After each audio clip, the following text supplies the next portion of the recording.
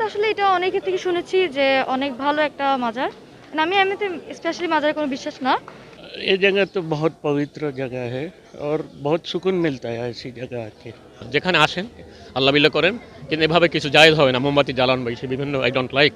Actually ওইভাবে বলা খুব টাফ। এটা শান্তির জায়গা, আমার কাছে এটাই বেশি। আধ্যাত্মিক ও পর্যটন নগরী খ্যাত সিলেট বিভাগ। আমরা আছি এখন সিলেট শাহজালাল রহমতুল্লাহ আলাইহির মাজারে। হযরত শাহজালাল সিলেটে এসেছিলেন ইসলাম প্রচার করতে এবং বিশ্ব দরবারে সিলেটকে পরিচয় করে দিয়েছিলেন। এখন ওনার মাজার সিলেটের একটি অন্যতম দর্শনীয় স্থান। প্রতিদিনই দেশের বিভিন্ন প্রান্ত থেকে অসংখ্য ধর্মপ্রাণ দর্শনার্থী আসেন এই মাজার জিয়ারত করতে।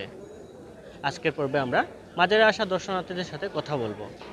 মসজিদ আসলে এটা অনেকের থেকে শুনেছি যে অনেক ভালো একটা মাজার।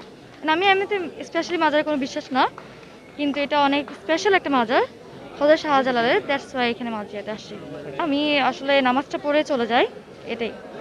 ये जगह तो बहुत पवित्र जगह है और बहुत सुकून मिलता है ऐसी जगह आके। तो ये वो पीछे वो तालाब है और कबूतर खाना देखा, और वो पीछे वो है ना कुआं, उसमें कॉइन डालने वाला, वो भी देखा। কারণ এখানে আসবো আল্লাহ বিল্লাহ করবো। আগে মসজিদে আমি দিতাম, মাজারে মোমবাতি এখন দেই না, এবং যারা আসে তাদের উৎসাহিত করি না। যেখানে আসেন আল্লাহ বিল্লাহ করেন, কিন্তু এভাবে কিছু জায়েজ হবে না। মোমবাতি জ্বালান বা সে বিভিন্ন আই ডোন্ট লাইক।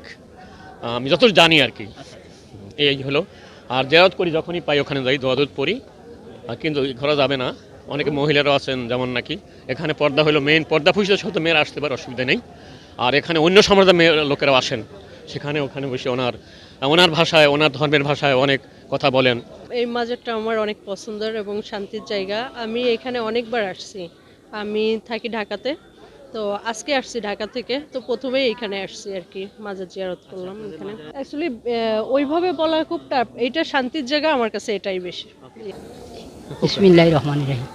এটা তো শান্তির জায়গা বাবা, এটা ভালো জায়গা, আউলিয়ার বাড়ি। ভালো লাগে এই জায়গায় ঘোরাফেরা করতে। এই হিসাবে এই জায়গায় ঘোরাফেরা করি আল্লাহর রহমতে। এই তো বাবার উপরে যাই, জিগিরাজ করি, এই দোয়া দুরুদ করি, আল্লাহ রাসুলে কবুল করতা বাবাজির উসিলা লইয়া, এইটাই। আর আমরা এখানে এসেছি মূলত শাহজালাল ইয়ামিনী রহমতুল্লাহ আল্লাহর একজন ওলি।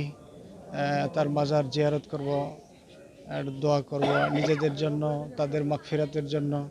এর আগে আমরা গিয়েছিলাম শাহপরান রহমতুল্লাহর মাজারে, সেটা আমরা জিয়ারত করে এসেছি। মূলত এটা আমাদের বাংলাদেশ হচ্ছে 360 আউলিয়ার দেশ। আমরা তো আসলে আল্লাহর ওলিতে আমরা বিশ্বাস করি যে আল্লাহর ওলি আছেন। মূলত তাদের কাছে কোনো কিছু চাওয়ার জন্য না, বরং তাদের কবর জিয়ারত করার জন্য আমরা এখানে এসেছি। মাজার জিয়ারত বলতে এটা অ্যাকচুয়ালি আমি একটু ভিন্নভাবে জানি। সেটা হচ্ছে যে কোনো কিছু চাইতে গেলে আমাদের যে নবী করিম সাল্লাল্লাহু আলাইহি সাল্লাম আছেন, তার কাছেও চাইতে নিষেধ করা হয়েছে। এটা চাইতে বলা হয়েছে যে শুধু আল্লাহ পাকের কাছে চাইতে হবে।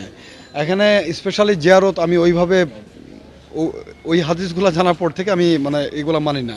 যে তার একজন মাদার শরীফ আমাদের একজন ভালো অলিউল্লাহ ছিলেন, যে যেহেতু সিলেটই আসছি একটু দেখে যাই, আমার কাছে ব্যাপারটা আসলে এরকম। দর্শক, আমজনতার বয়ান আজকে এখানে শেষ করছি। এতক্ষণ আপনাদের সাথে ছিলাম আমি নাজাত আহমদ পুরকাস্ত, ক্যামেরায় ছিলেন আহমেদ রুবেল। আগামী পর্বে আবার দেখা হবে। ততক্ষণ সবাই ভালো থাকুন, সুস্থ থাকুন, বাংলা বিষয়তে থাকুন।